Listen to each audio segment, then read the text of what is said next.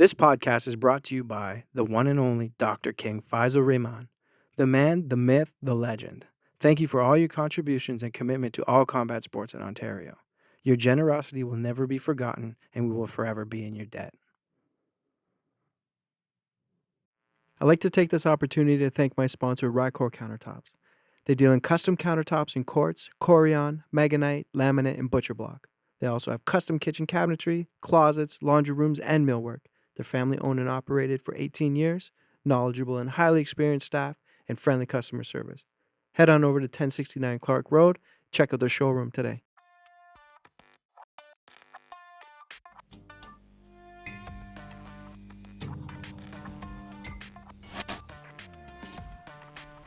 Okay, we're at Studio 88, Friday evening, the day before the fights, and my special guest, Justin Brockman. Yeah, man. Thanks for having us to your secret lair. I like meeting friends that have secret lairs. It's a secret lair. Because we have one too. It's a hiding spot. Yeah. You called me a couple of weeks ago, and you mentioned that you wanted to do a podcast. Yeah. So ideally, I'm kind of handing it over to you. So this is kind of like a joint affair. It's a collaboration. Everyone's gonna win, man. Like it's Studio 88. Mm-hmm. Yeah, and the Justin Bruckmann Adventure. I fucking love it. Together. 50 let's 50. have a toast. All right. So I don't usually drink on air. But I'm gonna soften them up. Yeah, but tonight you're probably gonna get some shit talk now. Okay. Cheers. All right. We do this whole thing, or is this like a sipping thing? I don't know how this works. Oh no! Get that shit back. Oh fuck me. All right. I'm a good dad. Okay. Whoa. Oh my god. Okay. Yes. Oh, that was fucking horrible. Why would you do that? Because I love you, brother. We did it. I'm not sure that's how it works. Whew. All right. Actually, Clap boy. You're driving. Awesome. No, it's good. It'll take the edge off. It'll be perfect. Awesome. Yeah.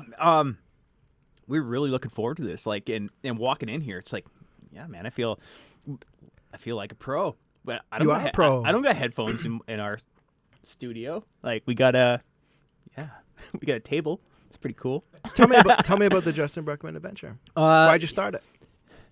Funny enough, we just my producer and great friend Clapboy Josh, he was in school for broadcasting, and he was running his own little podcast out of his house, and got in contact with me, and I came in. And we sat down and shot the shit for an hour or two, and it went off really well. And then he kind of moved on. I moved on. I forgot all about it. Excuse me. Okay, now we're good. Now the edge is off. Now the edge is off. I love it. And what happened, I really enjoy, obviously I enjoy talking, and I really enjoyed the podcast. I always like doing interviews and radio stuff. I do a lot of public speaking. And it kind of popped into my head, and I talked to a couple different people, and I'm like, I'm going to fucking message Josh. So I messaged Clapboy, and I was like, what do you think about doing this? And he's like, you know what? That's perfect timing. I just really wanted to get back. I was just thinking about getting back into something going again and getting it. I'm like, let's do it. So we sat down, came up with the idea real quick. It actually happened pretty fast, and then we jumped right into it. We just set up a little studio in my gym, and our first guy on there was Robin Black. He came in. I remember that one. Yeah, he's a good buddy of mine. So he came. He's like, sure, I'll come on in, and we sat down, talked to him, and it's been like the best. Like it comes with the stresses because it's not like you're getting paid for it, so it is a lot of work for, what's happening right now. But I can't wait for every week. And the one thing I've really liked about it growing is like, at first, we were like scrambling to get guests all the time and bring friends, and where I'm very fortunate because so many of my friends are athletes and different people, but then I realized people are just they want to listen to me, right? So it made it a lot easier. And then Josh and I just start putting on our own episodes out by ourselves, and like they're some of the biggest ones. And now it's really fun because we've become such good friends, and we know how to feed each other on the mic, and it just grows and grows and all the time. And the feedback we get and the engagement that's been happening, it's just, especially the last couple of months, it's just taken off. And it's been awesome. You're very well loved in the MMA community. Oh, I mean, you're a veteran. Everybody knows who you are. Yeah, it's I've been really fortunate to have a really cool martial arts career, but then also jump into like the community as well. And I do a lot of different things all over the place, right? And travel and take weird adventures, and I try. The best part about this job is the Justin Brockmann Adventure. Now I get to take everyone with me on all the stupid shit that I do, right? Like right now. Yeah, you seem like one of those guys that would be like hey man, you want to do something wild and crazy? Sure. You don't even hesitate. You're like, okay, yeah, Yeah. sure, So, yeah, all the time. I just, my biggest fear in the fucking world, like only thing I'm really afraid of is like Groundhog Day. You know what I mean? Like the same thing happening over and over and over. Yeah. Like that shit terrifies me. And so I got to stay like busy and always got to pick a new challenge. I always got to find a new place and just kind of go for it. Like, I fucking love it, man. I can't stop moving, and like that's why stuff like this is so fun. I'm like, yeah, I'll fucking do that. Let's go, right? Like, I gotta keep it going all the time. I love it, and now I'm bringing this fucking guy with me all over the place. Take him for the ride. Yeah, and it's been fun because there's so many things. He'd never been to a fight. We did what was it, BTC? He'd never been to a fight before, let alone know a fighter. And I'm like, we were wandering through the back, and he knows that we've had some of the guys at our shows, and he's like, "Oh wow," you know. It's fun. Like having like bringing your little brother to his first fucking strip club. You know what I mean? It's definitely its own little community. Because and I was telling Rob Thomas today. Yeah. So Colton Boxwell. Yep. He's fighting on the card tomorrow. Card's fucking amazing, by the way. Yeah, my matchmakers, man. Yeah. Cool, boy. My matchmaker. Shout out to Alex Caparici and Woodrow James for putting together a tight card. We got 10 fights. Yeah. So it worked out, which we only booked 10. This is the first time. It never happens. First time ever in history where I didn't book more than 10. I always do 16. Yeah, because you know something's going to go to shit. You're going to lose some, right? So we thought, okay, we'll book 16 or 14 or 15, and you end up with 10. This one, we only did 10. Yeah. And the whole time, and I try not to call them. I usually conference with them every day. I never talk to them. And every time they call, I don't like hearing from you, bro. What's up? Because I'm thinking bad news all the time. Nothing. And we're all like, this never happens. Yeah. It's always like someone's hurt. Someone didn't get their blood. I might not make weight. There's a fucking million things that go wrong behind the scenes every single time. I wouldn't want your job for fucking anything. Like I can't deal with 2 fighters, let alone 20 from 9 different teams. Fuck all that, man. No, I'm gonna show up and watch and go home. Yeah. It's a lot of work. Yeah, no doubt. I like it's stressful on home. It's stressful on your brain because you lack of sleep. Yep. And I'm a people pleaser. Yeah, that's me too, man. So that's hard. And to keep everybody pleased, whether it's a fighter or a coach, commission, doctors, your wife. Yeah, everybody. I want to have a good experience when they come to compete. Yeah, well, and as for you, it sucks because as a promoter, everyone automatically thinks that you're out to fuck them. Mm-hmm. Yeah, you just got promoters always have a fucking bum rap, man. That's just the way it is because there is people in this industry, and I'm flat out saying most of them that are shitty. And not the industry, but in the promotion side of it, because you're out there selling tickets, and the more that people bleed and get hurt, the more tickets you're going to sell. That's just the nature of the business. And I've dealt with I've dealt with so many greedy, shitty promoters over the years, and it's just fucking horrible. And I haven't heard anything bad about your show, so fucking knock on wood. Here we are. Knock on wood. No, I see. Back in 2008, 2009, we had a lot of shows on the reserves. Yeah. So at the time, I would go to these shows as a spectator or as a coach. I've been backstage, watched many fights. I watched many guys like the Shane Campbells, the Will Romeros, the Jesse Grosses, all these guys that are now like big names, guys that went on to do something. They all started on the reserves. But I saw how shitty it was done. Mm-hmm. I saw it chasing the promoter for money, guys not paying their per diems, and just not being very honest. There's no transparency. Yeah. And I always thought, I could do this way better. It has to have integrity, and it has to have transparency is the biggest thing. Yeah. Like if you're transparent with somebody, they can't come at you and say, well, I didn't know this. I told you right from the start. Yeah. It's cut and dry. And I think being very honest with everything and being honest with everybody will give you a good reputation. Yeah. Well, yeah, it still exists everywhere. Like having proper commissions in place helps a lot. The first few commissions were still kind of fucked, but there's still even major promotions in Canada, maybe even Montreal with 3 letters, that are constantly fucking their fighters for tickets and this and that. Because when it comes, you're like with the commission, you got to have your purses in and everything else, but ticket sales is completely different. So many ways to screw fighters and nickel and dime them, and it happens all the time. Like you're the biggest promotion in the country, and you're on UFC Fight Pass, and you're still mistreating people. Like it's disgusting, right? So every once in a while you catch up with a great show and an honest promoter who's looking out for the guys and fucking. You know I think if you put the fighters there, you put the athletes first. Yep. It'll pay in dividends in the end. You know, making fighters understand, I found this out years ago, that there really isn't very much money in this. So these kids are showing up thinking they should get paid all this money. I'm like, well, it's not like you guys are making a killing either. You know what I mean? You're doing it because you love it. And I can't pay $10,000 to fight tonight in London, Ontario. That's not how it fucking goes. You know what I mean? You get what you get because this is the budget. You know what I mean? And if you want to get even going to the big show, like, you're still not getting that much money, man. You got to fight because you love it, right? So, like, would you fight for free? Yeah. Okay. Well, we'll see how much money we can get you then, because that's the attitude you want, right? And promote yourself and sell tickets, and hopefully the promoter gives you your ticket money. See, I think because it's such a niche market on a grassroots level that, you know, we can't fill a 10,000 seat stadium. Yeah, for sure. You know, and if we could, 1,000%, they would be the pay would be better on my end, anyways. I know that, like, when I do the budgets, I remember one time, and I get this question a lot about the costs. Do I think guys should be paid more? 1,000%. I don't think I could ever pay them enough. Yeah. Like, I just don't have the deep enough pockets to do it. Yeah. You know, with so many costs, and a successful show in Ontario is breaking even. Yeah. Yeah, it really is, right? I'm not sure how the commission rules and your licensing works out now, but I know a few years ago it was brutal It's to the try same. to put it. Is it? It's the same. Yeah. I dealt with Ken Hayashi on 3 events.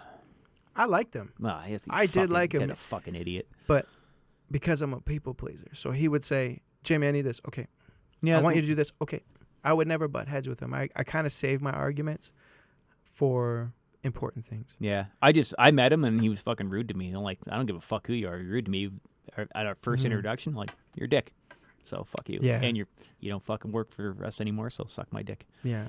But on a business sense, I looked at it as like, I wanted to make sure that everything went on. Yeah, for sure. You know, I wanted to make sure when I put a belt proposal in, as soon as I got met with heat, he knew that I was understanding and compliant. Yeah. So being compliant and understanding, he was more liable for him to bend for me, and which he did on numerous occasions. Nice. So I've always had a hard time with the man. Yeah, he's the man. He's the man. But whatever. But we got a new commissioner now. Yeah, I heard he's very reasonable. Amazing, Easy he's to work amazing. with. So awesome. Tell me, we're sharing this show, so I'll ask some fucking questions. For sure. Tell me about your card, man. It is fucking awesome. Oh shit. Yeah. Okay, so Jesse Gross. Yeah. TJ I was. There's a couple guys on here that I'm like, I was surprised. But sorry, go ahead. Well, Jesse's a good friend of mine. Yeah. I watched him when he was fighting spirit champion on the reserves. Yeah. I've always been a fan of him. Tough fucking guy. My very first pro show, I talked to him. I approached him. I was very intimidated by him because he's very very stern. He kind of just tells it like it is. He doesn't put up with any bullshit. And then we just clicked. I got along with him so well. He's very easy to deal with, except for the weigh-ins, except for today. In the past, because he cut to 145. Today he was 55. Yeah, he was golden. I remember he wasn't a very, very good weight cutter. Yeah, he was very grumpy. Yeah. And I remember he's never ever swore at me except for the first time. The first time he ever fought for me, he looked at me and said, "Jimmy, when's the fucking weigh-ins?" Yeah. That's a demon. It's such a horrible place to be. Coming. Oh, and I seen it today. I see it every weigh-in. The weigh-in days are my worst. I hate them because it's. All those kids have been lost in the desert for 3 days, and now they got to go fucking talk to people. Like, no, I don't miss that shit. But TJ Laramie, Jesse Gross, Joel Paquette's made a return. He fought for me back in 2013. Had a little bit of a layoff, but again, very exciting. We got Chris Lee Byrne, Scott Lamont, 2 local favorites. Yep. Jiu-jitsu guy versus a brawler. We got a couple of your boys on there. Yep. Nick Cambasis. He's taking on Gino Galpardes from Adrenaline. Yep. That's going to be a good fight. We also have Hashmat. Hashmat, yeah. Is taking on Teshe Guthro out of Niagara Falls. Yep. Who am I missing here? Is Tony on Yeah, that Tony show? Laramie's on the card. Yeah. He's fighting Darren Mima from Connecticut, I believe. Who's the main event? TJ Laramie. Is it and he's TJ? fighting Yeah. Paris Yeah. Stanford. Yeah. Studs, man. They're all studs. First time I met TJ, we did Fight Exchange in Tokyo. I was on that show with him. That's funny. Yeah, because my girl Lindsay Garbutt got Yep, invited to be on that's that right. show, so Oh, that's wow. when I met TJ, and so I was there when I was sitting cage side when he smashed that poor guy in Tokyo. Yeah, That he, I didn't he know what fought he for found. me when he was like 15 years old on a kickboxing show. Oh, nice. And I remember first time I met him, and I was like, looking at this kid, he was just young. He had a tattoo of boxing gloves on his ribs. So that's the first thing I noticed, because I'm a tattoo aficionado. I love tattoos. So I noticed the thing on his ribs. Like, this guy's like 15 years old. He's got a tattoo of boxing gloves. How good can this kid be? He's very talented. I didn't know. Man, he fucked that kid up. Yeah. I almost felt bad for the other kids. Like, holy, where did this guy come from? Yeah, talented. Both those guys are talented. Yeah, and they're young. And I think it's the new generation of MMA. Mm-hmm. Well, they've been training since they were babies. You know what I mean? How about Tony's only 19? Yeah, he's 19 years And old. TJ's what, 22 or 23? Well, something like that? TJ went pro when he was 17. Yeah. He wasn't 18 because I actually That's sponsored him for that. He was was he? Yeah, he was Remember? 17. Yeah. Okay. Yeah. Because you have to be 18 to fight in the province of Ontario as a professional. So he pro debuted in Japan. Yeah, that's right. That's how it worked out. At Right. 17 yeah, years old. Yeah. Because everybody was like, "What the fuck? He's 17 years old," but he was ready. I got to go to Tokyo with TJ. That was one of the greatest experiences of my life, man. It was so much fun. Yeah, I've been in Japan several times, and every time's been amazing. But that one was fun. It was super fun. I bet. Yeah. So you were like right in behind the scenes with. Yeah, Lindsay I was then. there the whole time. I was got cut weight with all those guys, wrapped hands, did everything. It was fucking great. Worst fucking TV show ever. It was a turnout. I was like, I was there, and there was so much awesome content and shit going on behind the scenes. It was fucking amazing. The commentary, the footage, it was the biggest pile of shit I've ever seen. Because the concept of it was great. It was amazing, and there really was brilliant shit happening, hilarious things, and it was just amazing. And there was a lot of drama, cool shit. And then it was like fucking watching paint dry. I couldn't believe it when they started playing it on air. I was like, what is this piece of shit, man? I was there. It was amazing. They didn't use anything good. It was a shame. Yeah. See, when that happened, the Fight Exchange had approached me at the time because I was doing pro shows back then.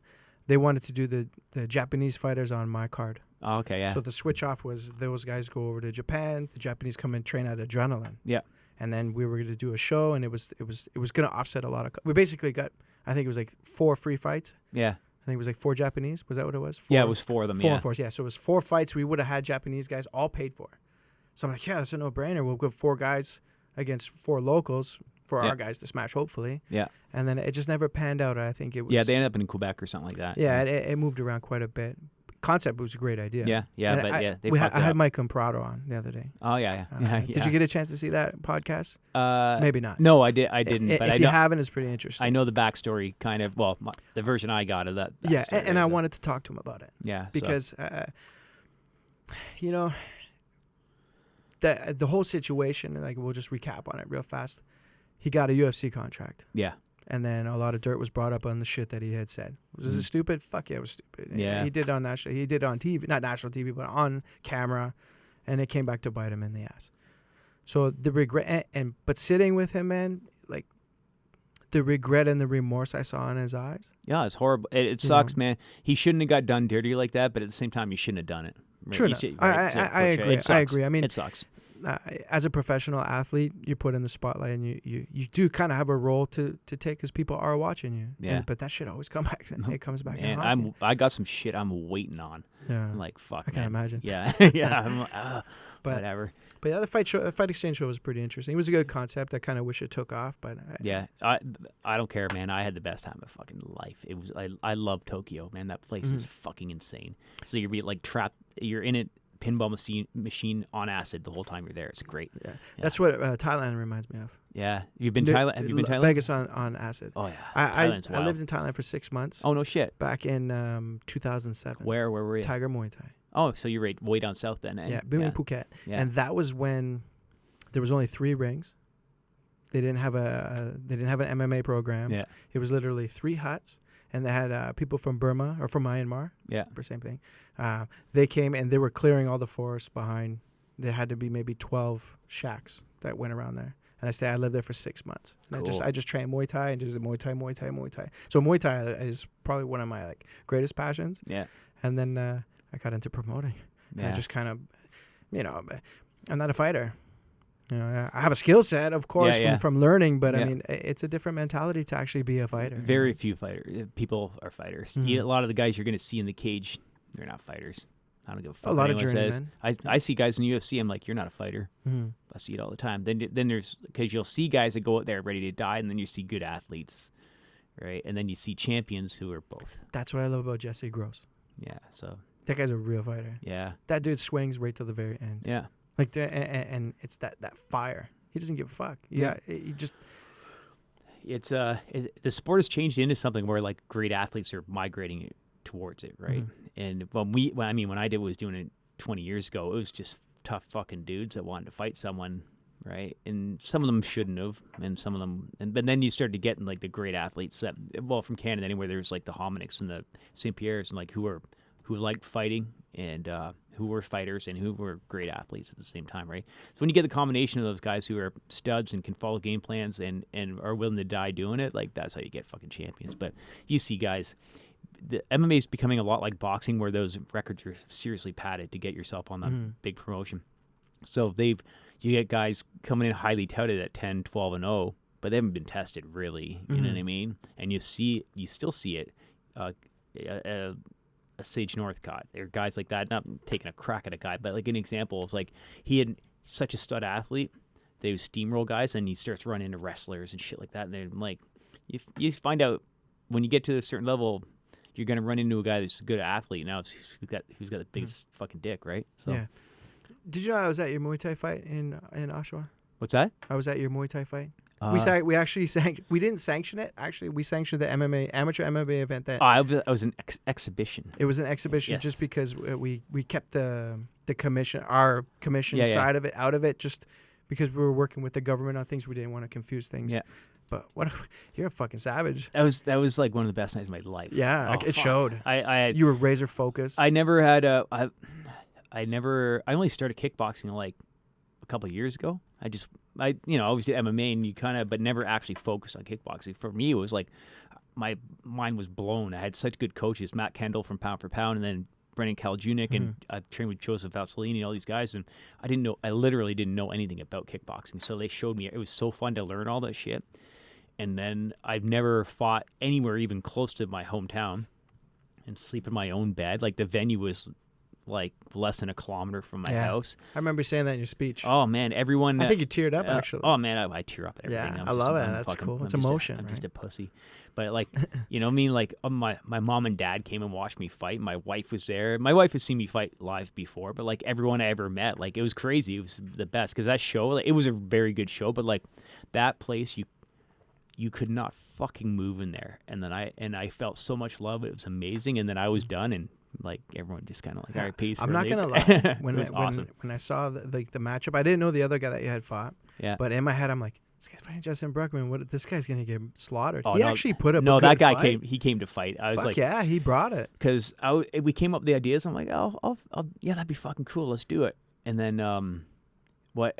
so it was Nick Casiglia. He's like, I got a guy that'll do it. I'm like, all right. That kid didn't know who I was, and I was like, that's on him, right? Yeah. But he came out, he hit me. I was like, oh, yep, we're in one. It was for For real. sure. Yeah. I was sore. I was sore after that. He came out and teeped me in the stomach. I was like, fuck you. All right, let's go. I had the best time. The only I wish it was in a ring, so you know what I mean, but because we did kind of weird format, but that was the greatest time ever, man. Like it was just I felt the love. It was the best feeling. I saw the love. Yeah, and that was kind of cool. like a cool moment to actually see that from the sidelines, going, oh wow, like everybody was on their feet. Yeah, it was super fun. Yeah, and it was cool for you to get back in there. Yeah, I just I woke up one day. I'm like, fuck this. I got to do something, man. I need big challenges. And then to you keep took a me fight in motivated. Thailand. Yeah, that also on top That's of my hardcore, list. though. It was, and that was cool because again, my whole city got behind me. That trip was expensive to make happen. We flew over there at New Year's. Like, we raised so much money to make that happen for me, and then my training was so good, and all my gym, everyone's like, we got it. They let me train. My whole gym was run by like my guys, and they let me train for like 3 months and prepare. And the coolest part about that, fighting Thailand's amazing because you just show up and they're like, I'm going to be a 185. They're like, all right. Oh, you fight? You good, man. You good. You fight. I'm like, I didn't know who. It's like fighting after the bar. You're like, meh. Yeah. Just fucking do it. I see this kid and I'm like, that's a really big Thai. I'm like, all right, fuck. You dropped him round one. Wasn't it round one? Well, yeah. It was first exchange. he kicked me. I was like, fuck you. And I did 16 kicks. I didn't check one. I checked kicks for a year and a half. I didn't in practice. Didn't check one kick. He hit me. I was like, motherfucker. And there was one little exchange, and he gave me like a little short right, and I hit him with a left hook, and I was like, you're dead, fucker. And then there's a few exchanges. I got a nice slam in there, a couple and then it was a bit of a sucker punch because he got tied up on the ropes, and I think the ref was like about to jump in, and then he didn't. I was like, man, fuck it, Take it. uppercut, and you heard his poor fucking face just break, and he went to sleep, and I was like, man. You look so fucking got badass. my $30 and got out. There's a picture of you online, and you got the monk on. So, And a tattooed back. It was And cool. you were super chiseled too because you were all greasy from the Thai liniment. Oh, that's a badass picture. It's so funny. Like we went to the stadium, right? It's like it's like a chicken shed, and you go in there, it just smelled like blood and Vaseline and liniment. And I was like, oh yeah, I had the biggest heart on. It was fucking amazing. Yeah. I love fucking. Your eyes are burning. It was the best, man. I'm like, every 10 minutes. I'm home, and I didn't care if I lost. Like that was what made that fight and so amazing. I felt so much stress throughout my professional career because I was fighting for food. You know what I mean? There, like the outcome was completely irrelevant. I still had my gym and my people who loved me when I got home. My kid wouldn't give a fuck. My wife still loved me. Everything was cool. So you just got to go be free and just fucking perform. And how long did you stay there? Like when you flew over there, how long did you? I got there. Was that your first trip? Yeah, I got there, got off the plane, went to bed, got up, went and fought. Was that in Bangkok? Chiang Mai, and then we ripped it up. I stayed and ripped it up. Did you go to ping pong show? No, I never made it. I saw some. You guys laugh, but I went to like 4 or 5 of them because I saw some wild shit. Yeah, I saw some wild shit, but I didn't do the ping pong show. But I went with a couple buddies, and my one buddy does very well, so he hooked us up with some beautiful places to stay. And what we did, I went with a couple guys, Cal Jundick and my other friend, and we all booked our own separate part of the vacation without telling each other where we were going.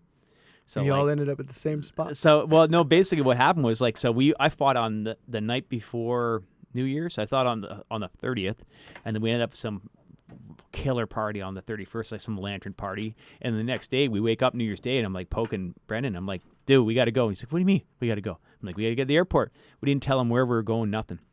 We just put him in a car, took him to the airport, crushed him with beers, gave him his fucking ticket. And he's like, we're going to Cambodia? I'm like, we're going to Cambodia today. And then we did that for... Did you go to Angkor Wat? Yeah, amazing. Wow. Crazy. And then... How was that? It's the best, man. You're in Tomb Raider. Do you get do you feel like... does it feel mystical? It was pretty...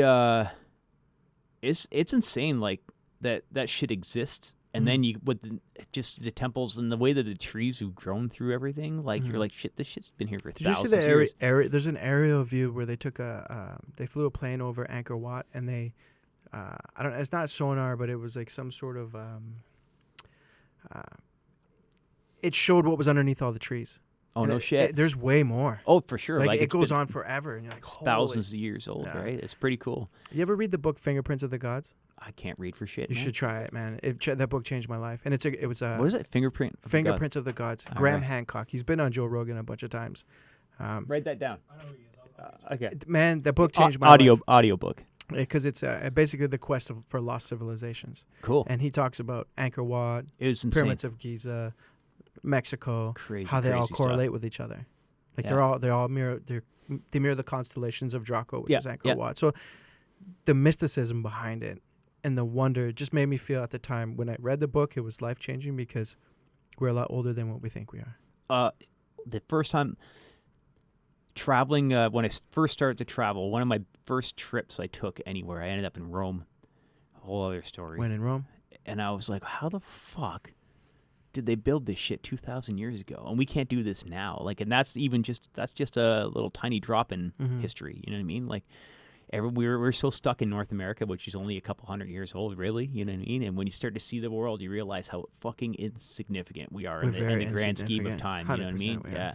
That's crazy. But especially when you get over to, like, Southeast Asia, you're like, holy shit, man. Like, it's just wild. Like, but they're so happy over there. I know. That's what kills me, man, is like, you don't see an SUV over there, man. No, and they're all smiling. Yep. I went for a run in the mountain one day, and we were running up the side of the mountain, and I was running, I looked, and there was like a tin shack, like there had to be no door on one side, or maybe it was open. I'm not sure, but it would look like a tin shack on the side of the mountain with a TV.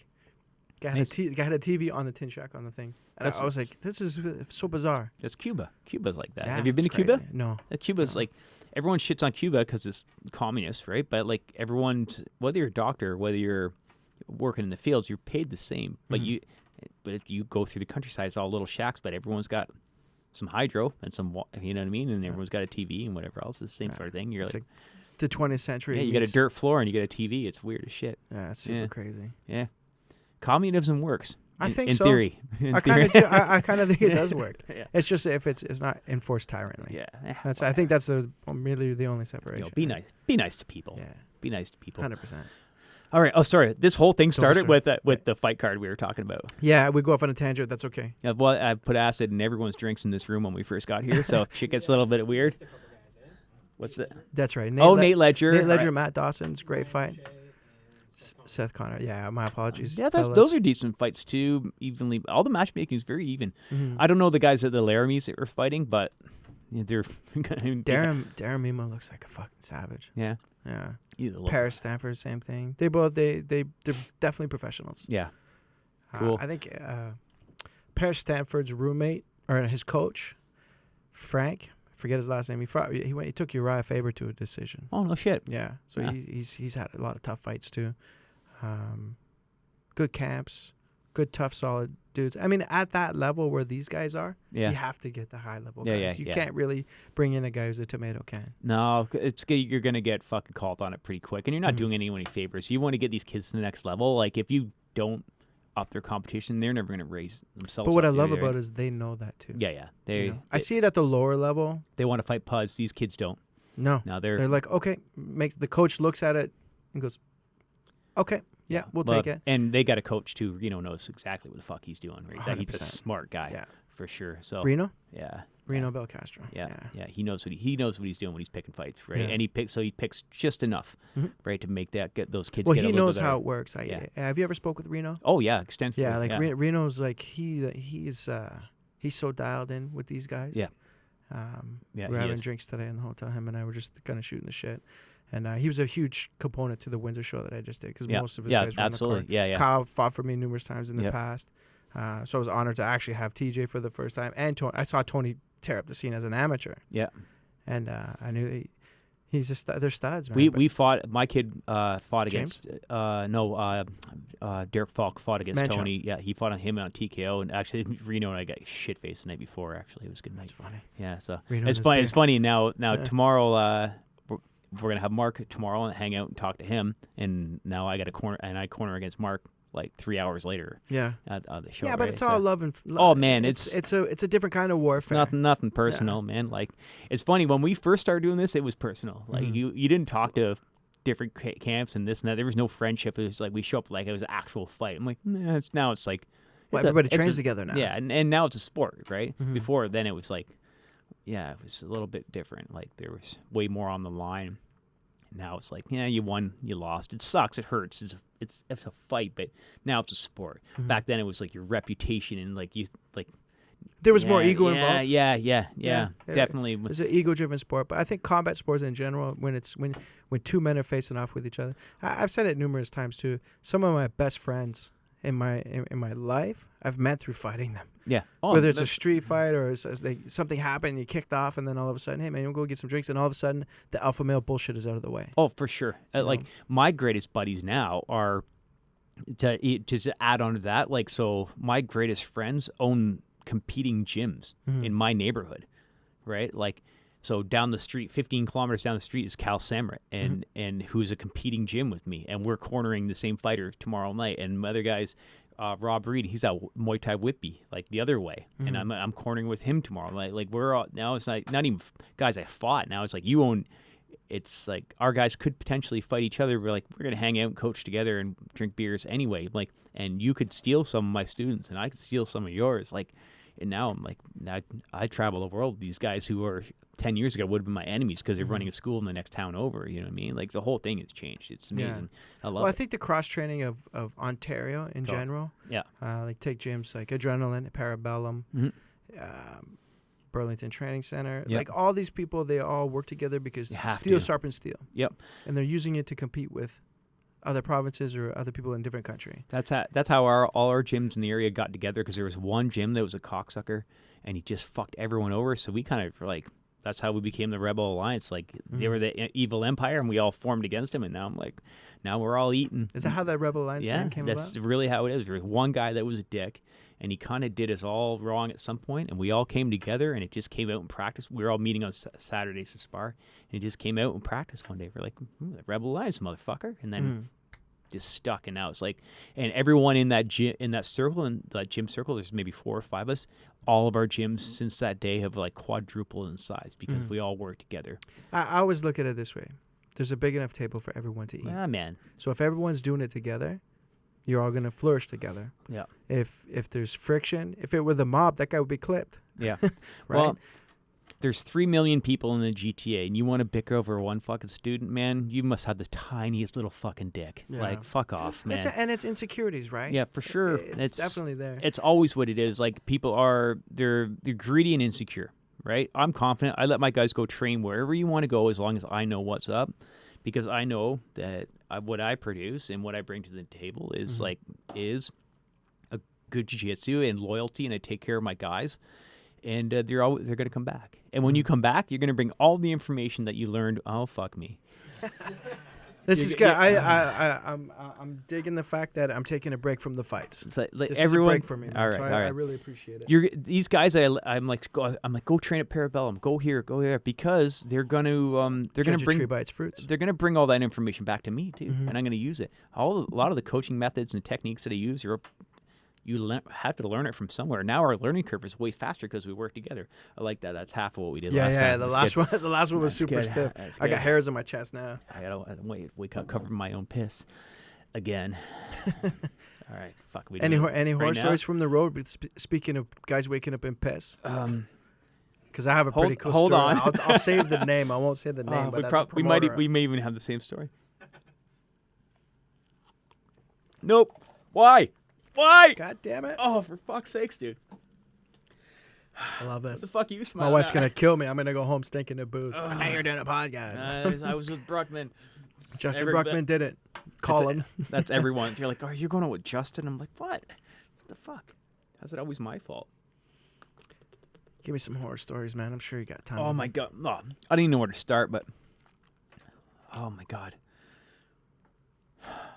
There was so when we were fighting in TKO, or it was UCC, we were all poor, living in gyms and whatever else, and so like going to a hotel with us was like a fucking big deal. And oh fuck, poor guy. So you remember Payne Peters? No, you don't. You don't know who fucking No. Payne Peters is? No. Oh my god, the guy's a goddamn legend. He was actually one of the really big stars in. Weird dude, great guy, but he was one of the big stars in UCC when they first got it going. Like we fought. It was crazy. It was 20 years ago, 15 years ago. We were fighting in like Montreal in front of like 10, 15,000 people. That's crazy. Right? That's And- amazing. Anyways, going and staying in hotels was like a big thing to us because half of us didn't have a place to live in the first place, right? And this poor guy, fuck man, I don't want to drop any names, but someone totally took the wildest shit in his bathtub. In the tub. Oh yeah, for sure. And oh my god, sorry, I got all these shit stories. But so yeah, someone, and I'm pretty sure like I don't know if he lost his deposit or Patry did, but like someone violated his washroom so fucking bad, and he was so fucking mad that I'm like, what are you gonna do? You're not getting in there cleaning that shit up. So they just fucking bailed on it, and they kept. Yeah, he did not get. It must be a Quebec thing. Maybe. Because I have a shit story too. Yes. 'Cause, so my second pro show that I've ever done, we have the fights, everything goes as planned. Sunday the next day, I get a phone call from my matchmaker, Alex. He says, we have a problem. I go, uh-oh. So-and-so didn't make the cab to go to the train station, to go back to Montreal. So we had 2 Montreal fighters. So I'll let you guys narrow it down. Do some research. Anyways, he didn't end as, what's his name? Steve. He was the coach. Fought Mark Hominick. It's on the tip of my tongue. Vigneault? Nope. No. Like I say? Nope. Keep going. I don't know. How many Steves do I know? Everyone's named fucking Steve. Well, it was a Steve from Montreal. He owned the gym. He fought Hominick back in the day. I think he fought Sam Stout too. Oh, Claveau. That's it. That's Yes. it. It was on the tip of my tongue. Yes. So Steve Claveau. So Steve Claveau was the coach. He was there. He goes, Steve, they're already gone. They left their guy. Steve's a fucking maniac. He doesn't give a fuck. Yeah. And we worked out in the gym the day of the fights. Me, him, and Robin Black, actually. We all went, pushed some weights just to try to like blow off some steam. And I was so fucking busy, I had no time for that. But I did it anyways just because of the story. Anyways, he goes, he didn't make it. And he was kind of worried. Alex was worried. He goes, what do you want to do? I go, I'll be there. I'll be at the hotel in a few minutes. So I drove over to the hotel. I go to the front desk. I go, can I get the key to so-and-so's room? Yeah, no problem. They give me the key because it's my bill. I walk down, rap on the door, no answer. Stuck the key in the card holder, popped the door open, walked in. I go into the room, and then as soon as I open the door, I turn to the left is the bathroom. There's blood, there's shit, there's vomit.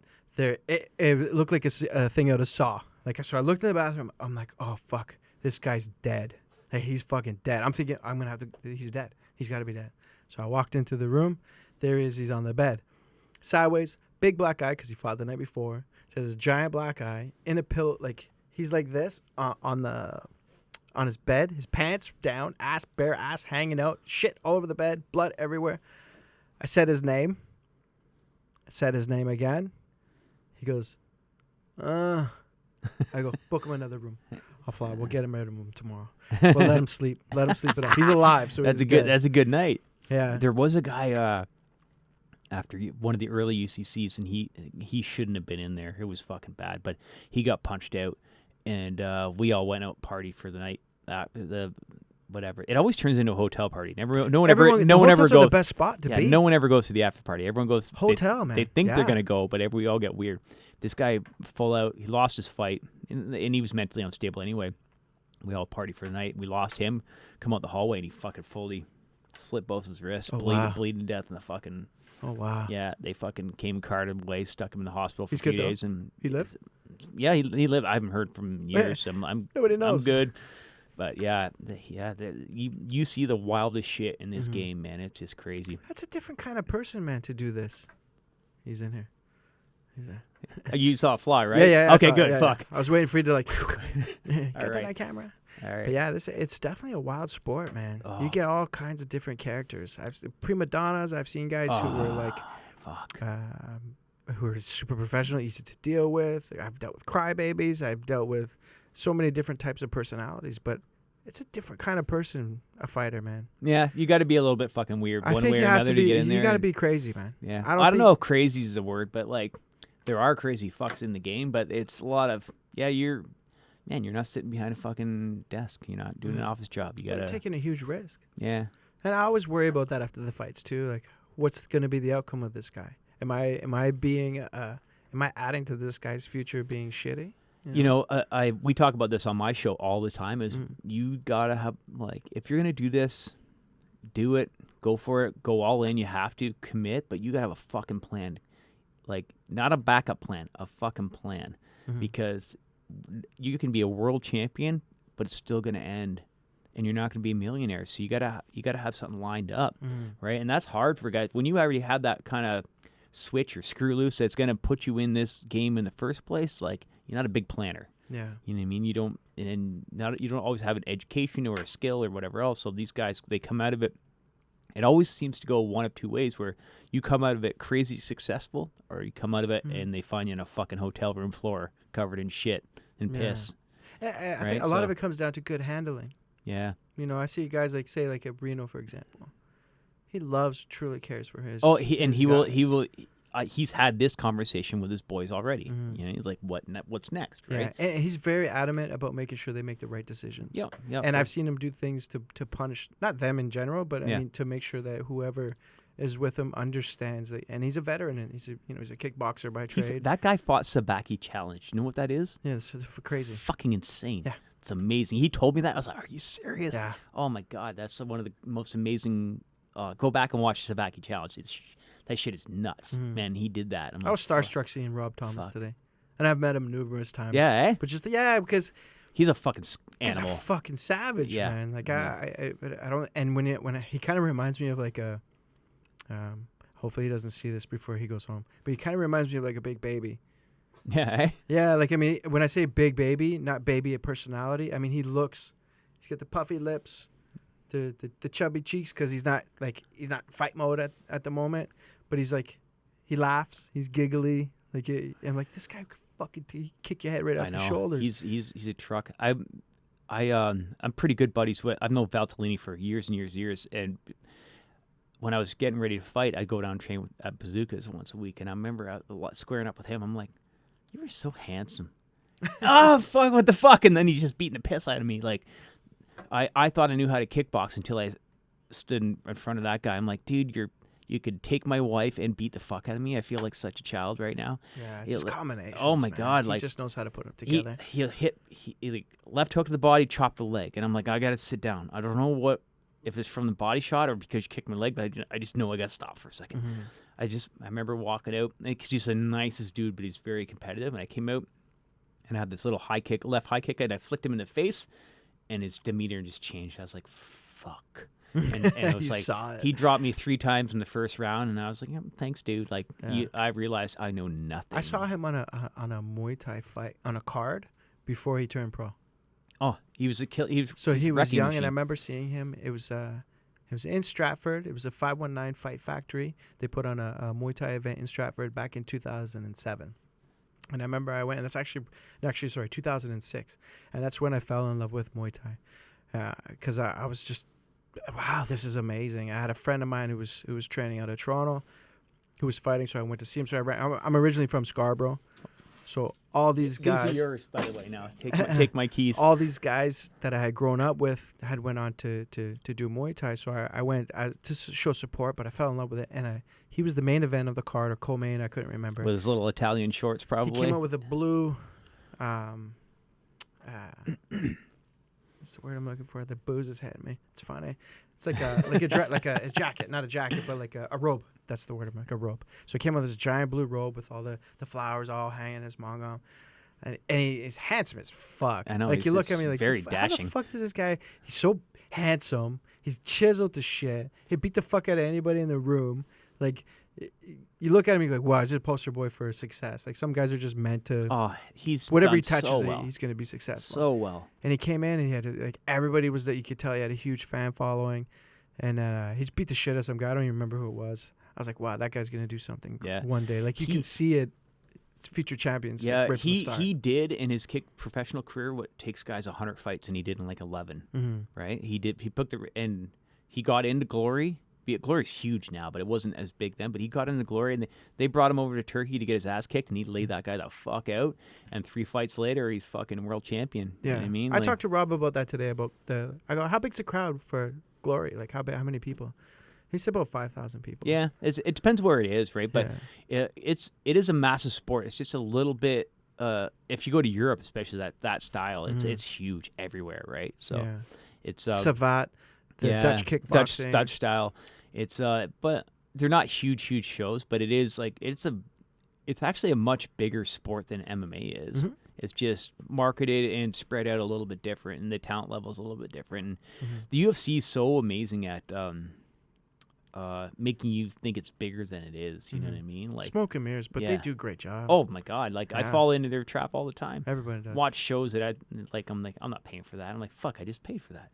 How'd that happen? Or I'm like, this guy's got a chance. I'm like, no, and then he gets crushed. I'm like, I knew he didn't, but I fell for it. You know what I mean? A guy like you, who's your favorite fighter of all time? Right now, currently. Let's go. We'll do all time and current.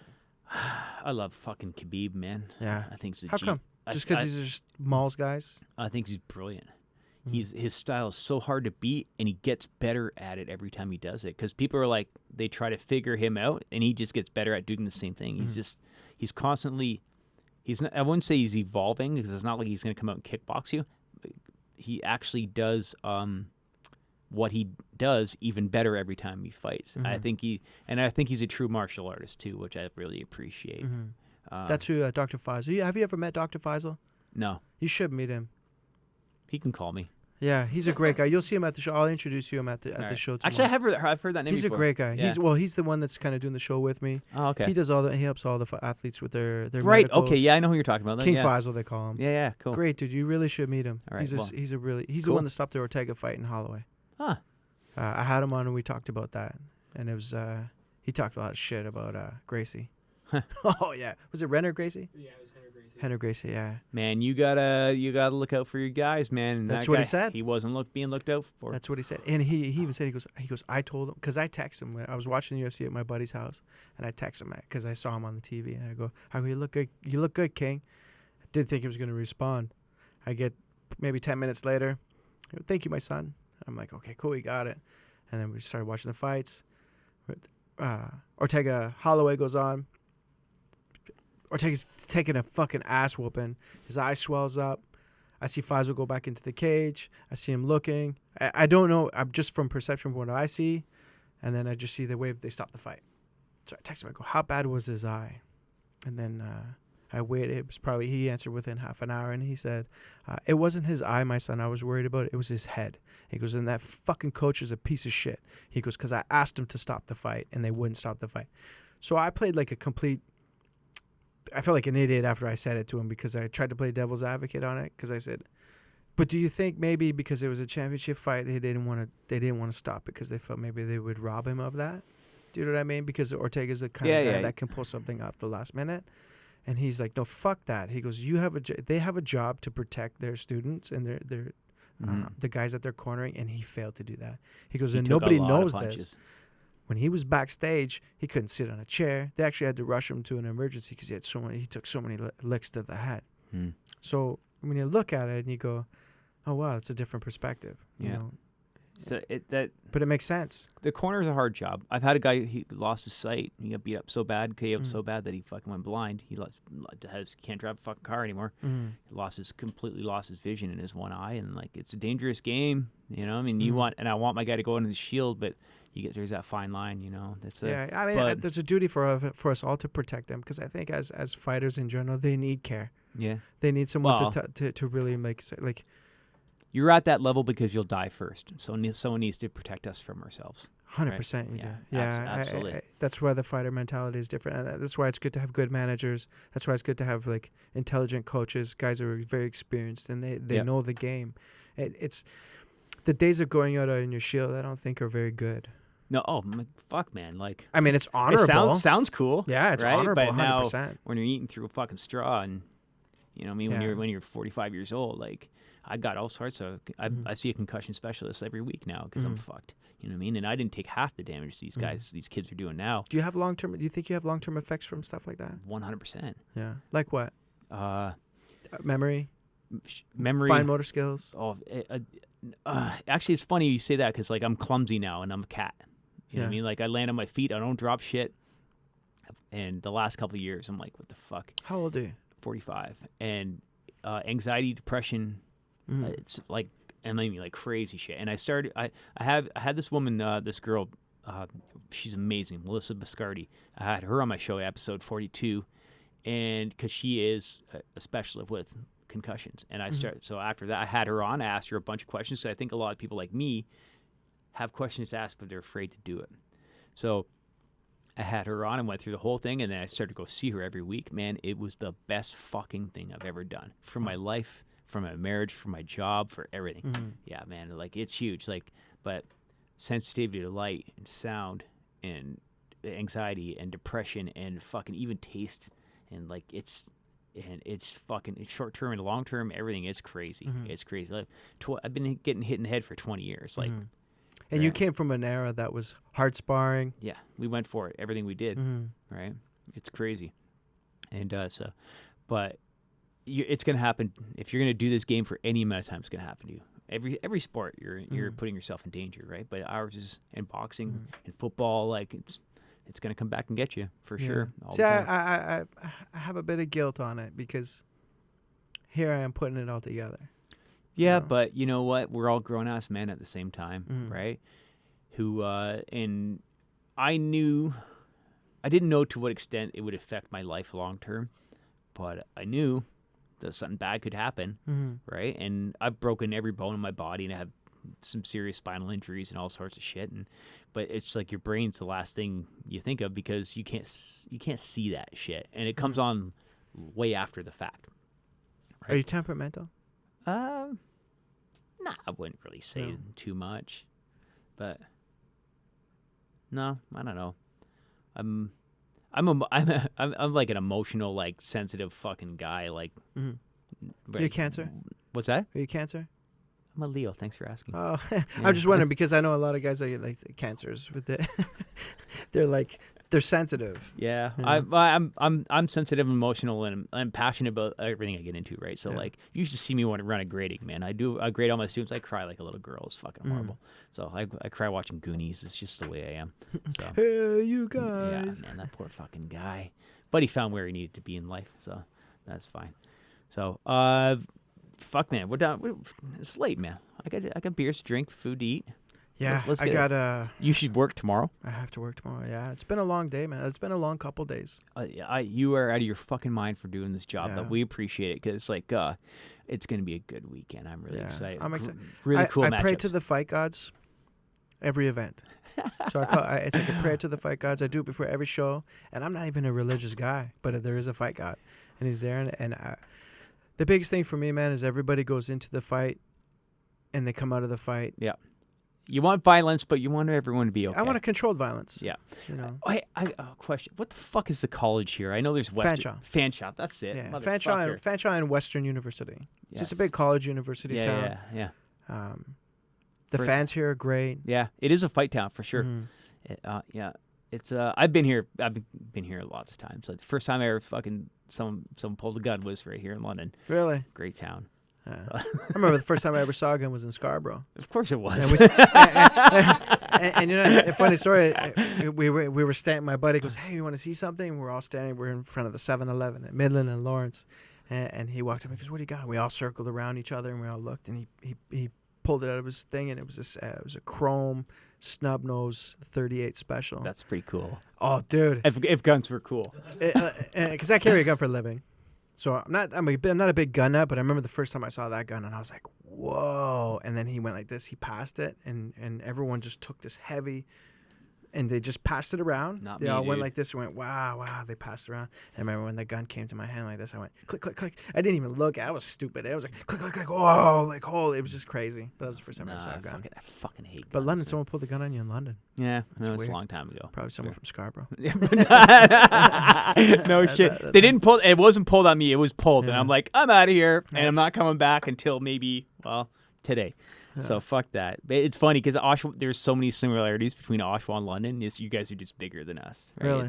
It's real blue collar, white trash, industrious. Like Yeah. it's pretty. Oshawa is kind of like all the people from Scarborough moved to Pickering and Oshawa at the same time. Yeah, a lot of people made that move because of General Motors. Yeah, and the last couple of years, maybe 5 or 6 years, like it's really moving. And like South Oshawa was always like total white trash, and now it's like it's a different environment where all the white boys want to make the gangsters happy. It's very different in there Really? now. Yeah, everyone from Scarborough moved out because all it comes now. A lot of the lower income neighborhoods in Scarborough, they got all bought up. Right, because the way the GTA has exploded, so now people just moved out of there. Now, like some of the shittier neighborhoods are actually like nicer now, but they all Yeah, they all because- came over. Everyone came and like hung out south of Bloor Street. It's called the donut hole effect. So back in, I'm probably going to be super wrong with this. I want to say like 95, 96. They did the mega city. Right. Yeah. So yeah. they amalgamated Toronto and all like Scarborough, North York, Etobicoke, York. They did the mega city. So it was like Mel Lastman, I think, was the mayor at the time, and they did a vote throughout the whole city. Yeah. I remember this. Yeah, I remember it like yeah. it was yesterday because I remember voting on it because everyone was saying, "Don't do mega city, leave all the municipalities the way they are, separate." Because what happens is when you have a mega city, you get the donut hole effect, and that's why the influx of real estate went through the roof. What happens is everybody goes, whoop, they leave. They went to Oshawa, Brampton, Mississauga, Whitby, Ajax, Pickering. They left the GTA. And because it was so expensive, so it was called the donut hole effect. That's totally different from thought you were going with the donut hole effect, but I like it. Yeah. Yeah. Well, but that's it was just brief. Yeah. It's the booze. Yeah, for sure. Okay, speaking of the booze, pour one more, Yep. and then I'm going to get the fuck out of here because I'm hungry. Okay. Are you staying at the fight hotel tonight? I am. There was a nice little room waiting for me, courtesy of Brad DeSilva. Thanks, Brad. He's a good guy. He's fucking fantastic. That guy. He's a great guy. Hardworking dude, and he treats all our guys so well. Like He's vice president of the amateur mixed martial arts. That's how I met him. yeah, he's really solid. Our whole crew we have right now is like I'm really happy with. We have all our gyms that work together and everyone involved. And the kids we have fighting right now, I can't say enough. Nick Cambyses, man, you'll never find a harder working kid than that guy. And Hashmat's stud too. So Hashmat, And they're very well spoken. Yep, I love totally. that. I really love that. I when I meet people that are very polite, Yeah. especially athletes, I fucking love it. I want discipline and humility, and then I'm okay. Do you know Chris Q? And Jim Beam. See, it always seems like a good idea before I put it in me. It's never a good idea.